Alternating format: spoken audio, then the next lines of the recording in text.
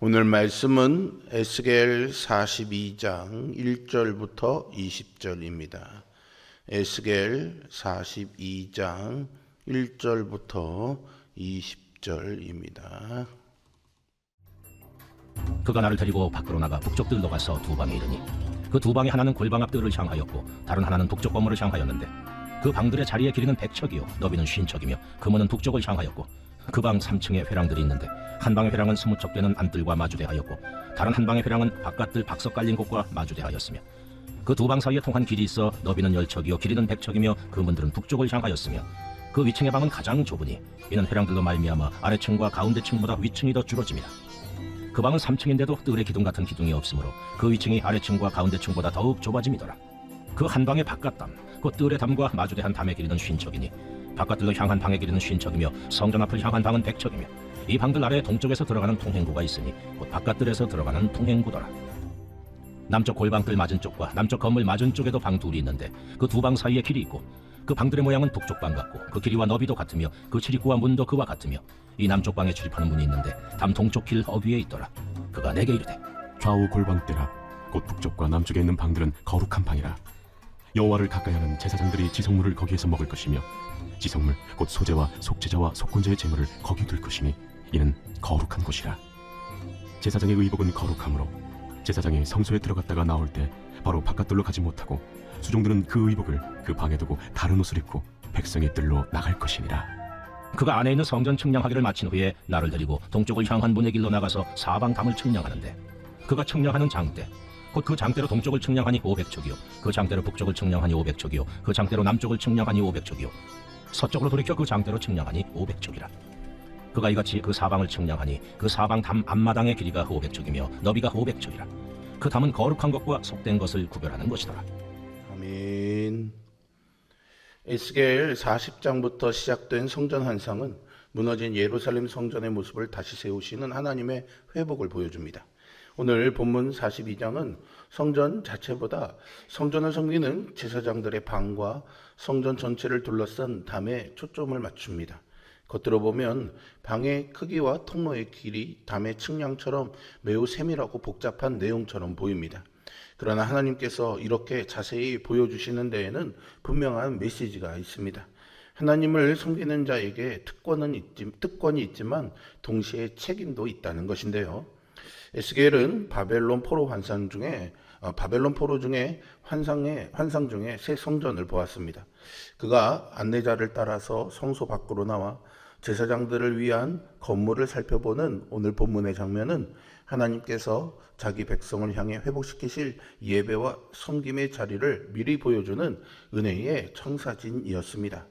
오늘 그리스도 안에서 제사장 나라로 부르심받은 우리도 이 본문 앞에서 우리에게 주어진 특권과 책임이 무엇인지 함께 살펴보려고 합니다. 1절부터 12절에는요, 성전 북쪽과 남쪽에 있는 제사장들의 방이 매우 구체적으로 묘사됩니다. 건물은 3층으로 되어 있고 각 층의 구조와 통로의 크기까지 세밀하게 기록되어 있습니다. 특별히 북쪽 건물과 남쪽 건물이 서로 대칭을 이루고 있습니다. 안내자가 손에 들고 다닌 측량하는 장대는 이 성전 환상 자체를 관통하는 도구입니다. 하나님은 자기 백성을 향한 계획을 어림잡거나 대충 그려두신 분이 아니라 자로 잰 듯 정확하게 세우시는 분이라는 사실을 이 반복되는 측량이 보여줍니다. 이것은 단순히 건물의 아름다움을 설명한 것만이 아닙니다. 하나님께서 임재하시는 곳에는 하나님이 정하신 거룩한 질서가 있다는 사실을 보여주고요. 하나님을 섬기는 일이 사람의 열심이나 방식이 아니라 하나님이 정하신 방식과 질서 안에서 이루어져야 한다는 선언입니다. 성경에서 거룩함은 단순히 깨끗한 상태를 의미하지 않습니다. 하나님께 속해 하나님을 위해 구별된 상태를 뜻합니다. 그러므로 하나님을 섬긴다라는 것은 내가 원하는 방식으로 하나님을 섬기는 것이 아니라 하나님이 원하시는 방식으로 그분을 섬기는 것입니다. 그런데 오늘 우리가 이 말씀 앞에서 먼저 붙들어야 할 것은 그러니 너희도 이 질서를 지켜야 한다라는 의무의 목소리가 아닙니다. 오히려 그 반대이죠. 하나님이 이렇게 세밀하게 처소를 예비하셨다는 것 그 자체가 그분이 우리를 향해서 얼마나 신실하시고 세심한 사랑으로 준비하시는 분인지를 보여주는 증거입니다. 요한복음 14장에서 예수님께서 내가 너희를 위하여 처소를 예비하러 가노니 라고 말씀하신 것도 같은 마음입니다. 하나님의 질서는 우리를 올가매기 위한 규율이 아니라 우리를 향한 세심한 사랑의 다른 이름입니다. 그러므로 우리가 삶의 자리에서 조급함으로 하나님의 방식을 건너뛰고 싶을 때마다 우리를 위해 이토록 정성스럽게 처소를 예비하시는 아버지의 마음을 먼저 떠올릴 수 있기를 바랍니다. 오늘 새벽 이렇게 한번 기도해 보십시오. 주님, 제가 제 방식으로 주님을 섬기지 않게 하시고 말씀하신 대로 순종하게 하소서. 하나님께서 정하신 질서를 신뢰하는 것이 하나님을 섬기는 첫 번째 태도임을 기억하며 고백하며 기도하는 이 시간이 되기를 바랍니다. 13절과 14절은 제사장들이 이 방을 어떻게 사용하는지를 설명하는데요. 13절에서는 그 방을 거룩한 방이라고 부르면서 제사장들이 그곳에서 지성물을 먹는다라고 말씀합니다. 백성이 드린 제물의 일부가 하나님을 섬기는 자들의 양식이 되었다라는 것은 섬김의 자리가 소모되고 희생되기만 하는 자리가 아니라 하나님이 친히 먹이시고 재우시는 자리였음을 보여줍니다. 또한 14절을 보면 제사장이 성소에 들어갈 때 입었던 거룩한 의복을 그 방에 두고 다른 옷으로 갈아입은 후 백성의 뜰로 나가야 했습니다. 이것은 거룩한 것이 함부로 세상과 섞이지 않도록 하나님이 마련하신 보호의 장치였습니다. 이 모든 규례가 우리에게 말해주는 것은 하나뿐입니다. 하나님을 섬기는 자리는 본래 죄인이 감히 설 수 없는 자리라는 것이죠. 그런데 예수 그리스도께서 십자가에서 자신을 단번에 제물로 드리심으로 하나님께 나아가는 길을 열어주셨습니다. 히브리서 10장 19절은 이렇게 말씀합니다. 그러므로 형제들아 우리가 예수의 피를 힘입어 성소에 들어갈 담력을 얻었나니 라고 말이죠. 이것이 성도가 받은 가장 놀라운 특권입니다. 에스겔 시대의 제사장은 반복해서 옷을 갈아입고 조심스럽게 성물을 다루어야 했지만 우리는 예수 그리스도의 피로 단번에 그리고 영원히 하나님 앞에 나아갈 담력을 얻은 자들입니다. 그러므로 오늘 우리가 이 새벽에 이 자리에 나와 앉은 것 그 자체가 이미 놀라운 특권임을 기뻐하며 감사하며 누리는 우리 모두가 되기를 바랍니다. 죄인이었던 우리가 기도할 수 있고 예배할 수 있고 하나님의 말씀을 들으며 하나님의 일을 맡아 섬길 수 있게 되었습니다. 우리가 교회에서 어떤 직분을 맡았다는 것보다 더 큰 특권은 하나님께서 우리를 당신의 백성으로 받아주셨다라는 사실입니다. 그래서 섬김을 바라보는 우리의 관점이 달라져야 합니다. 때로는 교회에서 맡은 일이 힘들고 아무도 알아주지 않는 것 같고 반복되는 섬김이 부담스럽게 느껴질 때가 있죠. 그러나 섬김은 은혜입니다.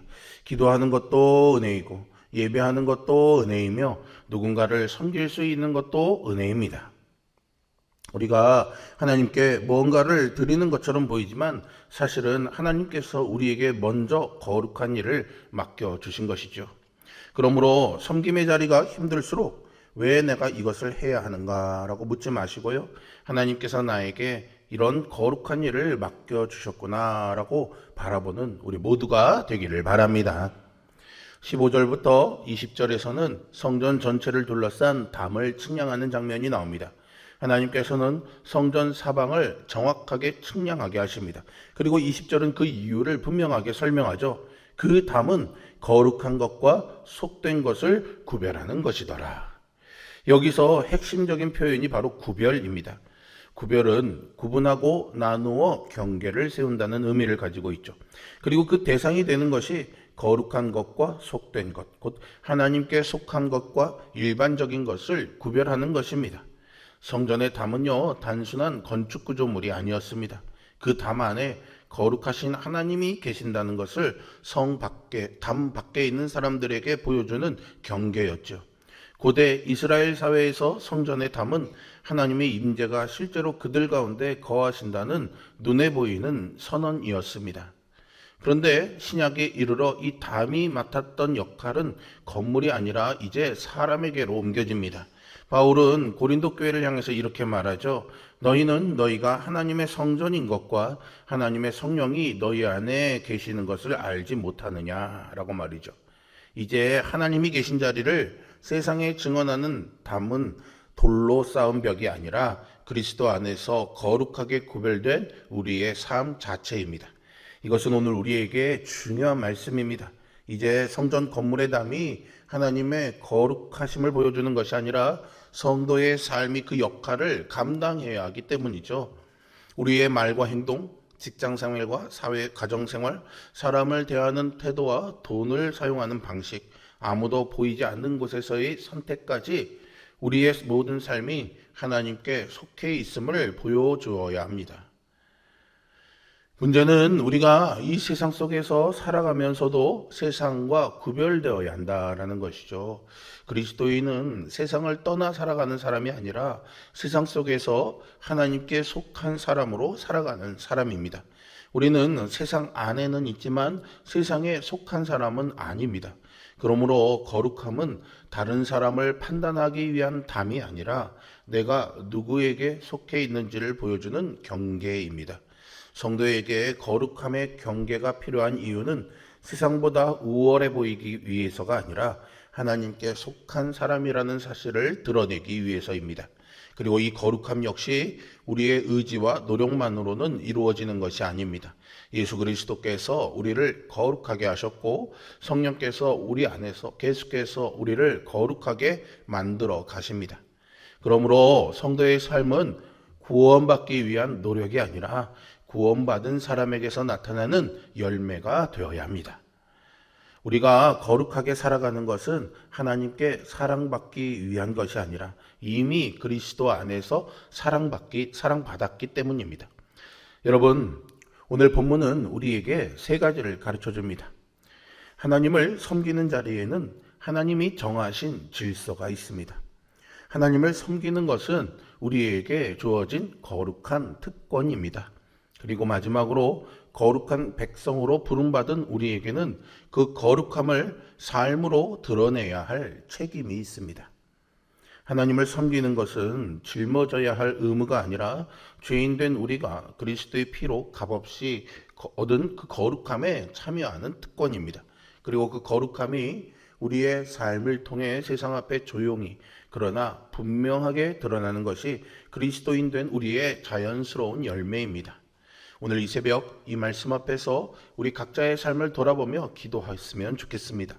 하나님이 예비하신 질서를 조급함으로 앞서가려 했던 것이 있다면 주님께 내어드리고 섬김을 무거운 짐으로만 여겼다면 그 자리가 사실은 은혜로 열린 특권의 자리였음을 다시 기억하면서 그리스도 안에서 이미 거룩하심을 입은 자로서 오늘 하루도 그 정체성을 따라 살아가는 우리 모두가 되기를 주님의 이름으로 축복합니다.